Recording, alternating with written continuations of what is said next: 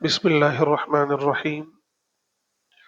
الحمد للہ رب العالمین والصلاة والسلام علی سید المرسلین وعلی آلہ واصحابہ اجمعین۔ اعوذ باللہ من الشیطان الرجیم۔ بسم اللہ الرحمن الرحیم۔ وقال الذي اشتراه من مصر لامرأته أكرمي مثواه عسى أن ينفعنا أو نتخذه ولدا وكذلك مكنا ليوسف في الأرض ولنعلمه من تأويل الأحاديث والله غالب على أمره ولكن أكثر الناس لا يعلمون ولما بلغ أشده آتيناه حكما وعلما وكذلك نجزي المحسنين۔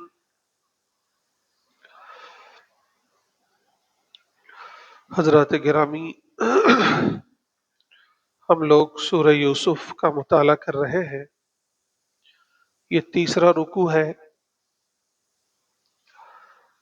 اس تیسرے رکوع میں حضرت یوسف علیہ السلام کی زندگی کا ایک دوسرا مرحلہ بیان ہوا ہے۔ پہلے مرحلے میں ہم نے دیکھا کہ حضرت یوسف علیہ السلام کو اللہ تعالیٰ نے ایک بڑی آزمائش میں مبتلا کیا، لیکن وہ اس وقت بچے تھے، ابھی کم عمری کی حالت میں تھے، لیکن اس کے باوجود اللہ تعالیٰ نے انہیں وہاں سے 100% کامیابی کے ساتھ اگلے مرحلے میں پہنچایا۔ ظاہر ہے کہ یہ اللہ کی حکمت اور اللہ کا ایک منصوبہ تھا جو اپنی کامیابیوں کی طرف آگے بڑھ رہا تھا۔ اب یہاں سے حضرت یوسف علیہ السلام کی زندگی کا ایک الگ رخ نظر آئے گا، یعنی حضرت یوسف علیہ السلام کی نوجوانی کا دور۔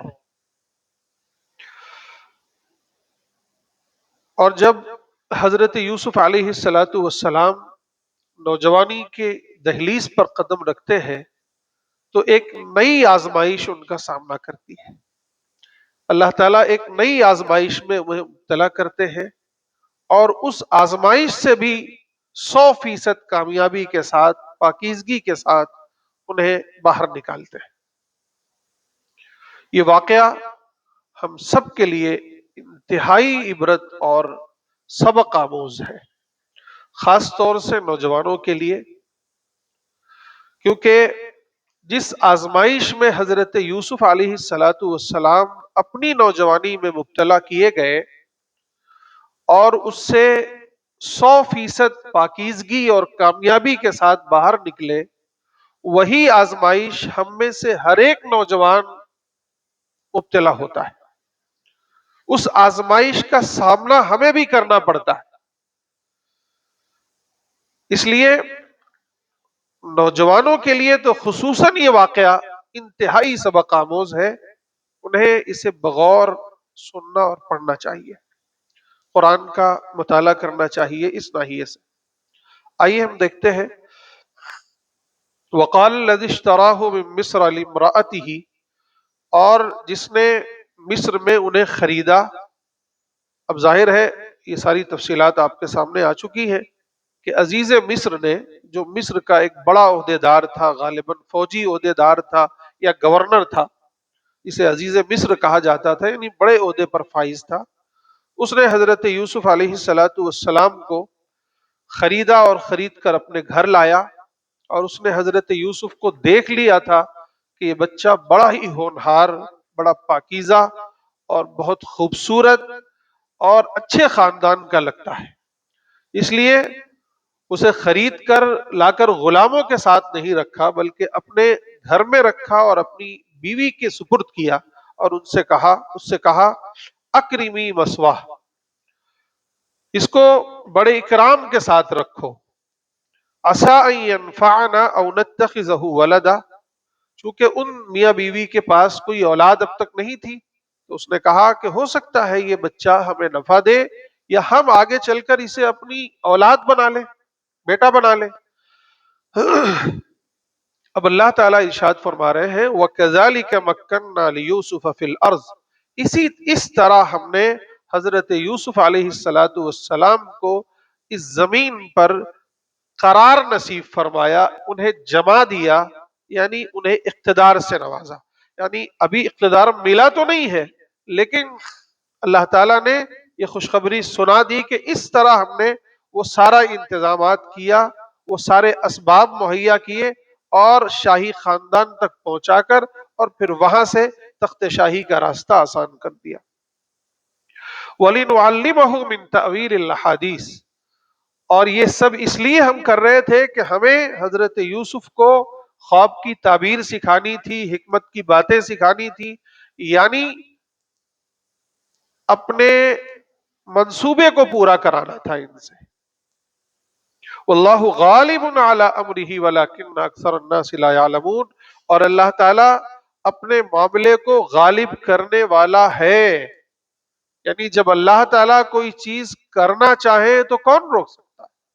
ایک طرف یہ حقیقت حال بھی ہے کہ اللہ تعالیٰ حضرت یوسف کے واقعے کو بیان کر کے کہہ رہے ہیں کہ ہم نے دیکھو کس طرح اپنے منصوبے کو غالب کیا۔ دوسری طرف مکے والوں کو سنایا جا رہا ہے کہ دیکھو اس واقعے میں تمہارے لیے بھی عبرت ہے کہ اگر ہم نے اپنا رسول تمہارے درمیان بھیجا ہے، ہم اسے غالب کرنا چاہتے ہیں تو غالب کر کے رہیں گے، یہ سن لو تم اچھی طرح۔ وَلَكِنَّ أَكْثَرَ النَّاسِ لَا يَعْلَمُونَ، لیکن اکثر لوگ یہ بات نہیں جانتے۔ وَلَمَّا بَلَغَ أَشُدَّهُ آتَيْنَاهُ حُكْمًا وَعِلْمًا، اور جب یوسف اپنی پختگی کی عمر کو پہنچ گئے تو ہم نے انہیں علم و حکمت سے نوازا، یعنی نبوت سے نوازا۔ وَكَذَلِكَ نَجْزِي الْمُحْسِنِينَ، اور اسی طرح ہم نیک کام کرنے والوں کو بدلہ دیا کرتے ہیں۔ اب اگلا جو واقعہ ہے وہ واقعہ ہے عزیز مصر کی بیوی اور یوسف علیہ السلام کے درمیان جو نوجوانی کی حالت میں واقعہ پیش آیا۔ بظاہر تو یہ واقعہ عزیز مصر کی بیوی کے عشق کا ہے، اس کی محبت کا ہے، اس کی فریفتگی کا ہے کہ وہ حضرت یوسف پر مرنے لگی، اس پر فریفتہ ہو گئی۔ عام طور پر یہ واقعات، یہ قصے جہاں کہیں بھی بیان ہوتے ہیں آپ دیکھتے ہیں کہ اس میں نمک مرچی لگا کر اسے بڑا خوبصورت پیرائے میں لوگ بیان کرتے ہیں، اور چونکہ دنیا داری کے جو واقعات ہوتے ہیں، دیگر انسانوں کے جو واقعات ہوتے ہیں، اس پر ناولیں لکھی جاتی ہیں، فلمیں بنائی جاتی ہیں، تو یہ عشق و معشوق کے جو واقعات ہیں اسے لوگ بہت پسند کرتے ہیں۔ تو یہ واقعہ حضرت یوسف کے واقعے کے ساتھ بھی ہوا کہ بہت سے لوگوں نے اسے بہت نمک مرچ لگا کر بیان کیا ہے، لیکن قرآن مجید جس پاکیزگی کے ساتھ، جس صاف ستھرے انداز میں بیان کرتا ہے، اسے ضرور سننا اور سمجھنے کی ضرورت ہے۔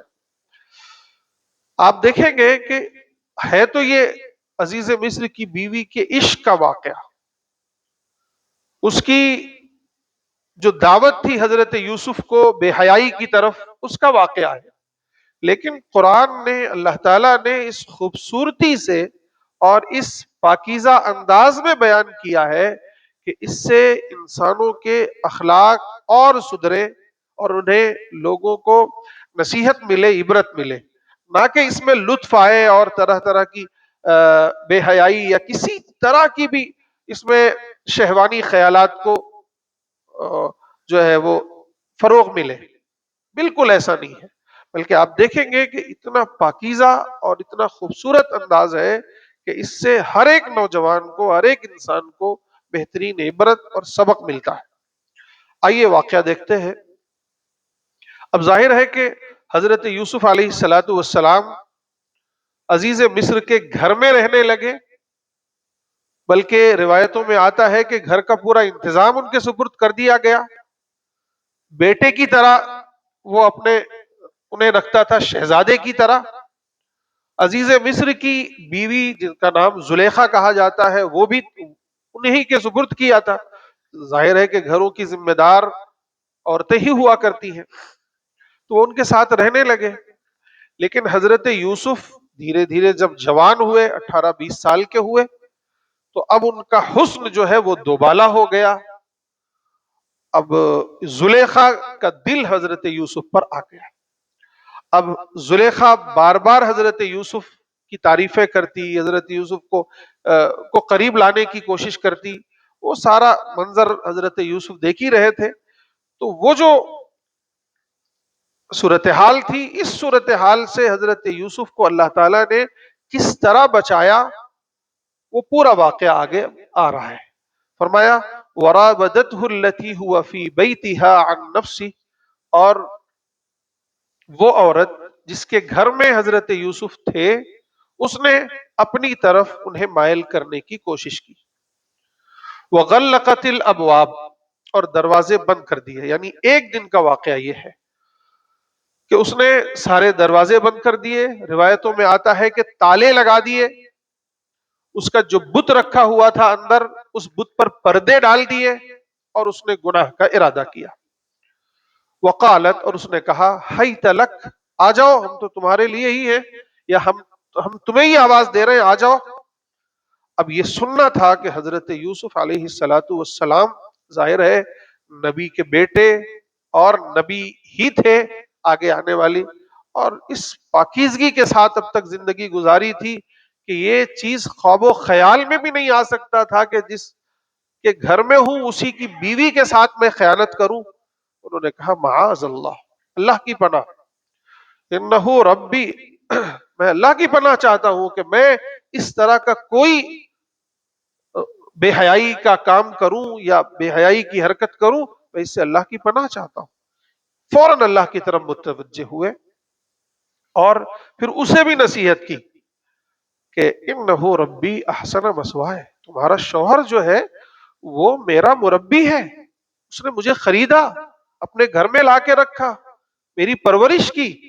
احسن مثوائے، اس نے مجھے اچھا ٹھکانہ دیا، میں تو بازار میں بک رہا تھا، اس نے لا کے شاہی محل میں رکھا۔ انہ لا یفلح الظالمون، اگر میں اس کے باوجود یہ احسان فراموشی یا نمک حرامی کرتا ہوں تو پھر یہ تو سراسر ظلم ہوگا۔ اور یاد رکھو انہ لا یفلح الظالمون، ظالم لوگ کبھی کامیاب نہیں ہوتے، کبھی فلاح نہیں پاتے۔ وَلَقَدْ ہَمَّتْ بِهِ، اور اللہ تعالیٰ یہاں بیان کر رہے ہیں کہ اور زلیخا کے دل میں یہ برائی کا خیال آیا، اس نے یہ برائی کا ارادہ کیا، بلکہ پختہ ارادہ کیا۔ وَهَمَّ بِهَا، اور حضرت یوسف کے دل میں بھی برائی آ جاتی، لولا ان رأى برہان ربی، اگر انہوں نے اللہ کی طرف سے کوئی دلیل نہ دیکھ لی ہوتی، برہان ربی، اپنے رب کی ایک برہان، ایک دلیل نہ دیکھ لی ہوتی۔ یعنی یہ جو عمر ہے ہر انسان کی ہوتی ہے، اور یہ فطری تقاضا ہے انسان کا کہ جس طرح انسان پیاسا ہو تو پانی دیکھ کر اس کے دل میں خیال آئے، روزہ ہو اس کے باوجود لیکن اپنے آپ کو کنٹرول کرتا ہے۔ اسی طرح ظاہر ہے کہ زلیخا کا حسن دیکھ کر حضرت یوسف کے دل میں بھی یہ خیالات آ سکتے تھے، اور بعض لوگوں نے یہ بھی اس کا ترجمہ کیا ہے کہ بشری تقاضوں کے سبب دل میں کچھ خیالات آ بھی گئے، غیر اختیاری جو خیالات آتے ہیں، لیکن فوراً اللہ تعالیٰ نے انہیں ایک دلیل دکھا دی، ایک برہان دکھا دیا، وہ اپنے آپ کو انہوں نے کنٹرول کر نہیں، یہ کیسے؟ اور دوسرا مفہوم اس کا جو میں نے ترجمے میں کیا جو مجھے زیادہ پسند ہے وہ یہ کہ وَهَمَّ بِهَا لَوْلَا أَن رَأَىٰ بُرْهَانَ رَبِّي، عورت نے تو یہ پختہ خیال کر ہی لیا تھا برائی کا، لیکن حضرت یوسف بھی کر لیتے اگر اللہ تعالیٰ نے انہیں بچایا نہ ہوتا، انہیں کوئی دلیل نہ دی ہوتی، اللہ تعالیٰ نے کوئی دلیل نہ دکھائی ہوتی، تو اب وہ دلیل کیا تھی، اس پر بڑی تفصیلات بیان کی گئی ہے. یہاں قرآن نے صرف دلیل کا نام لیا ہے بس. روایتوں میں آتا ہے کہ اللہ تعالیٰ نے حضرت یعقوب کی تصویر سامنے لا کے رکھ دی کہ اپنے ابا کو دیکھ کر کہ میرے باپ نے ایسی پاکیزہ تربیت کی، باپ سامنے موجود اور میں کوئی برائی کروں. فوراً حضرت یوسف نے اپنے آپ کو روکا. بعض روایتوں میں آتا ہے کہ حضرت یوسف نے آسمان کی طرف دیکھا تو چھت پر جو ہے وہ ایک آیت لکھی ہوئی نظر آئی کہ وَلَا تَقْرَبُوا الزِّنَا إِنَّهُ كَانَ فَاحِشَةً وَسَاءَ سَبِيلًا، کہ زنا کے قریب مت جاؤ، یہ تو بڑا گناہ ہے. ایک رائے یہ بتائی جاتی ہے کہ زلیخا نے جو ہے جب برائی کا ارادہ کیا تو اس نے بت پر، جو اس کے گھر میں بت تھا جس کی وہ پوجا کرتی تھی، اس پر پردہ ڈال دیا. تو حضرت یوسف نے کہا یہ کیا کر رہی ہو؟ اس نے کہا کہ میں اپنے خدا کے سامنے کوئی برائی کروں.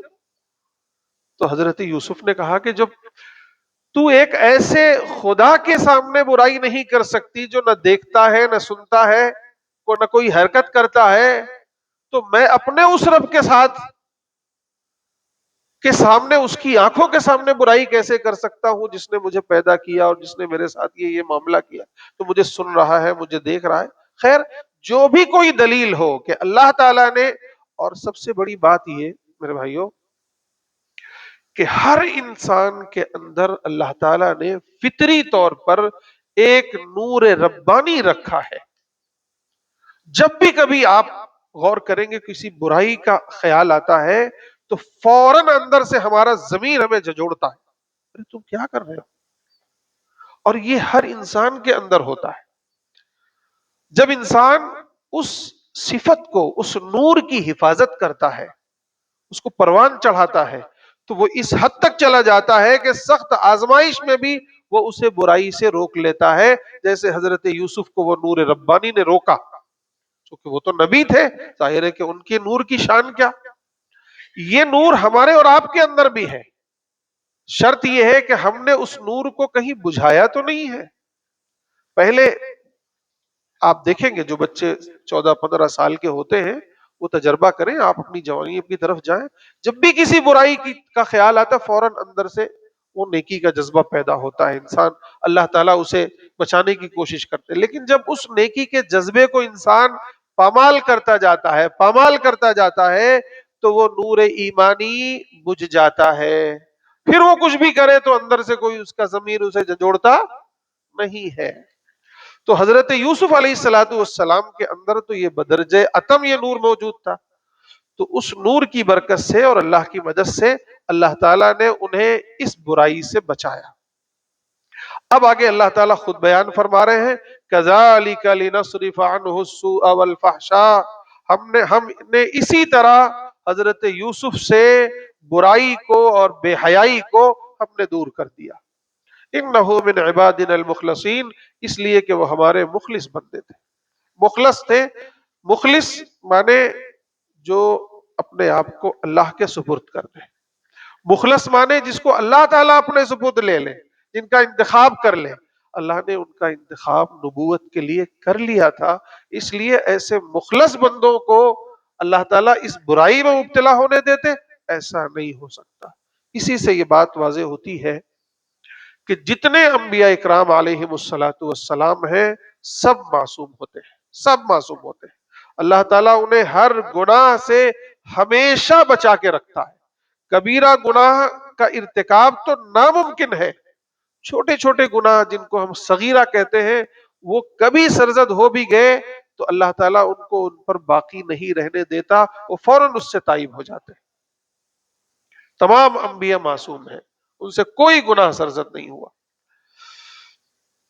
واستبق الباب، اب یہ کنڈیشن اس نے جو ہے ارادہ کا ظاہر کیا، اس نے کہا ہیت لک، آ جاؤ. اب حضرت یوسف نے کہا معاذ اللہ، اللہ کی پناہ، ایسا نہیں ہو سکتا، میں تو اللہ کی پناہ چاہتا ہوں، اور میں اپنے اس مالک کی احسان فراموشی کروں، اس کے ساتھ خیانت کروں جس نے میرے ساتھ یہ احسان کا معاملہ کیا. اب حضرت یوسف بھاگے. حالانکہ دروازے بند ہیں، تالے لگے ہوئے ہیں. حضرت یوسف بھاگے، پیچھے سے وہ بھی بھاگی. واستبق الباب، دونوں جو ہے دروازے کی طرف بھاگے. وقدت قمیصہ من دبر، اس نے فوراً ہاتھ پکڑ کے حضرت یوسف کا دامن پکڑا، اور وقدت قمیصہ من دبر، اور پیچھے سے اس نے کرتے کو پھاڑ دیا. ظاہر ہے بھاگیں گے، کرتا پڑے تو کرتا پھٹے گا. اتنا کرنا تھا تو دروازہ کھل گیا اللہ تعالیٰ کی طرف سے معجزانہ طور پر. دروازہ کھلا، وَأَلْفَ يَا سَيِّدَهَا لَدَى الْبَابِ، ان دونوں نے دروازے پر ہی اپنے سردار کو پا لیا. یعنی عزیز مصر موجود، وہ دیکھ کر ہکا بکا رہ گیا کہ یہ کیا ہو رہا ہے. اب ظاہر ہے کہ عورت کی مکاری تو مکاری ہے. فوراً زلیخا نے اپنا رنگ بدلا. اس نے کہا قالت ما جزاء من اراد باهلك سوءا الا ان يسجن او عذاب الیم. یہ دیکھو میرے ساتھ اس نے برائی کا ارادہ کیا ہے، اور سوچو اس کا انجام کیا ہونا چاہیے جس نے تمہاری بیوی کے ساتھ یہ برائی کا ارادہ کیا، سوائے اس کے کہ یا تو اسے اٹھا کر اب جیل میں ڈال دو، یا اسے سخت ترین اذیت دو، تکلیف دو، عذاب دو، سزا دو. اب جب حضرت یوسف نے دیکھا تو اس نے تو پوری کایا ہی پلٹ دی، اس نے تو رنگ ہی بدل دیا. ابھی تک تو خود آمادہ کر رہی تھی، میں بھاگ رہا تھا، اور اپنے شوہر کو دیکھ کر تو اس نے سارا الزام مجھ پر ڈال دیا. تو حضرت یوسف نے اپنی صفائی پیش کی. قالا، انہوں نے کہا ہی راودتنی عن نفسی، اس نے مجھے آمادہ کیا تھا، میرے ساتھ اس نے برائی کا ارادہ کیا تھا، مجھے پھسلانے کی کوشش کی تھی. حضرت یوسف نے اپنی صفائی بیان کی. وَشَهِدَ شَاهِدٌ مِّنْ أَهْلِهَا، اور یہ بات ہو ہی رہی تھی کہ ایک گواہ بھی آ گیا، اسی کے گھر سے ایک گواہ بھی آ گیا، اس نے گواہی دی. اب یہ گواہ کون تھا، اس میں بھی بڑا اختلاف ہوا ہے. دو رائے ہیں، دونوں میں آپ کے سامنے بیان کرتا ہوں. ایک سب سے راجح رائے یہ ہے، یعنی سب سے زیادہ مشہور ہے، وہ یہ ہے کہ ایک شیر خوار بچہ، دودھ پیتا بچہ وہی لیٹا ہوا تھا. معجزانہ طور پر وہ بول اٹھا، اس نے کہا کہ میں گواہی دیتا ہوں. سب ہکے بکے، عزیز مصر بھی ہکا بکا، ارے یہ گواہی دے گا. اس نے کہا میں گواہی دیتا ہوں، میں تمہیں ایک پہچان بتاتا ہوں. کیا؟ کہ اگر کرتا پیچھے سے پھٹا ہے، وہ تفصیل آگے آ رہی ہے، خیر وہ بچہ تھا. ایک دوسرا جو ہے، دوسری ایک رائے یہ ہے کہ وہ بات جب گیٹ تک پہنچ گئی تو تھوڑا بات چیت ہوئی، تو اس میں سے کوئی بندہ، کوئی بڑا بوڑھا گھر کا آ گیا، اور اس نے سوچا کہ اب کیا ہوا جائے. اب وہ عزیز مصر بھی پریشان کہ اب بیوی پر اعتماد کرے یا حضرت یوسف پر اعتماد کرے، کروں تو کیا کروں. اس میں سے وہ ایک بوڑھا آیا جس نے اس معاملے کو سنا، تو اس نے ایک رائے دی کہ دیکھو صاف ہے نا، دیکھ لو کرتا اس کا پھٹا ہے، آگے سے پھٹا ہے کہ پیچھے سے پھٹا ہے، چلو اس کو دیکھ لو.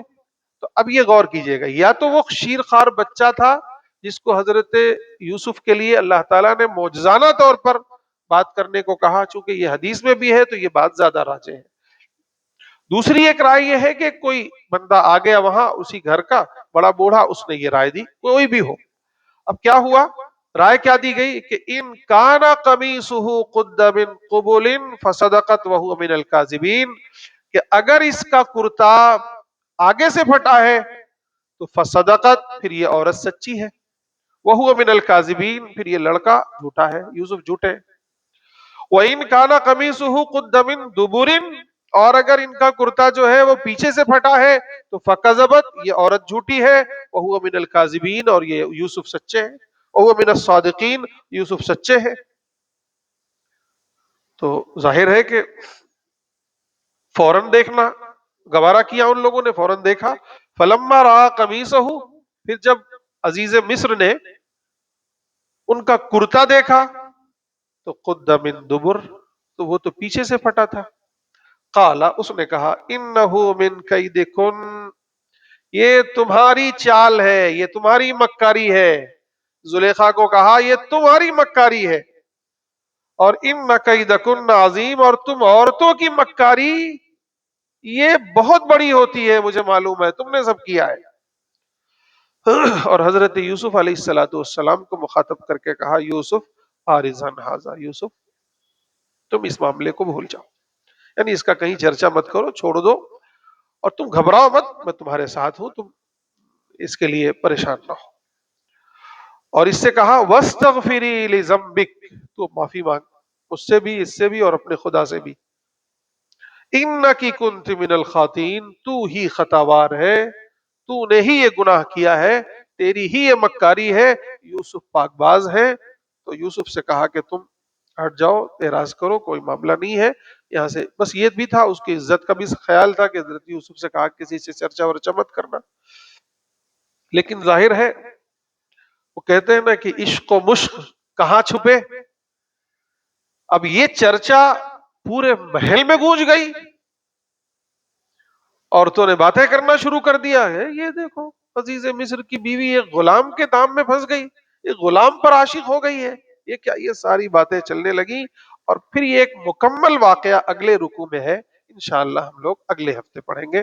اللہ تعالیٰ اس واقعے سے ہم سب کو نصیحت و عبرت حاصل کرنے کی توفیق عطا فرمائے، خصوصاً ہم نوجوانوں کو اس کی طرف، جوانوں کو اس کی طرف توجہ دینے کی ضرورت ہے کہ دیکھیے حضرت یوسف علیہ الصلاۃ والسلام کی یہ دوسری آزمائش تھی، اور یہ نوجوانی کی آزمائش تھی، اور ایسی آزمائش میں ہر نوجوان مبتلا ہوتا ہی ہے، ہر نوجوان مبتلا ہوتا ہے۔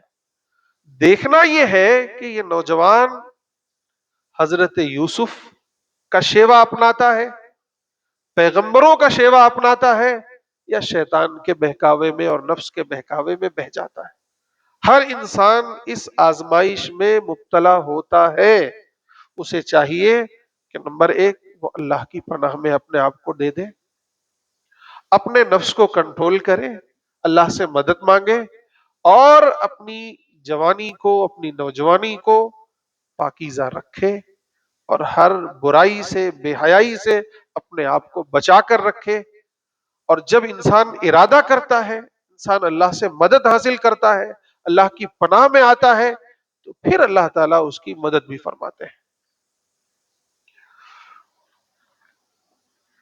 اللهم لك الحمد حمدا كثيرا طيبا مباركا فيه، اللهم صل على سيدنا محمد وعلى ال سيدنا محمد وبارك وسلم۔ مولا کریم، ہم سب آپ کے دربار میں حاضر ہوئے ہیں، ہماری حاضری کو قبول فرما لیجئے۔ مولا کریم، ہم سب گنہگار ہیں، خطا کار ہیں، ہمارے گناہوں کو معاف فرما دیجئے۔ مولا کریم، درگزر فرما دیجئے، اپنی محبت عطا فرما دیجئے، اپنی معرفت عطا فرما دیجئے، اپنی عبادت کا شوق نصیب فرما دیجئے، اپنے ذکر کی لذت سے مالا مال فرما دیجئے۔ مولا ہمیں اپنا بنا لیجئے، اپنے کام کا بنا لیجئے، مولا اپنے دین کی خدمت کا جذبہ پیدا فرما دیجئے، ہمیں قبول فرما لیجئے، ہماری نسلوں کو قبول فرما لیجئے۔ مولا کریم، تیرے مقدس کلام کو پڑھا، سمجھا، سمجھنے کی کوشش کی، مولا اس کا صحیح فہم نصیب فرما دیجئے۔ مولا ہم سب کو قرآن کا صحیح فہم نصیب فرما دیجئے، مولا صحیح فہم نصیب فرما دیجئے، اس کی ہدایت سے مالا مال فرما دیجئے، اس کی برکتوں سے مالا مال فرما دیجئے، اس کے نور سے ہم سب کو منور فرما دیجئے، ہمارے دلوں کو منور فرما دیجئے۔ مولا اس کی برکتیں ہماری نسلوں میں جاری فرما دیجئے، ہم سب کو قرآن سے وابستہ کر دیجئے۔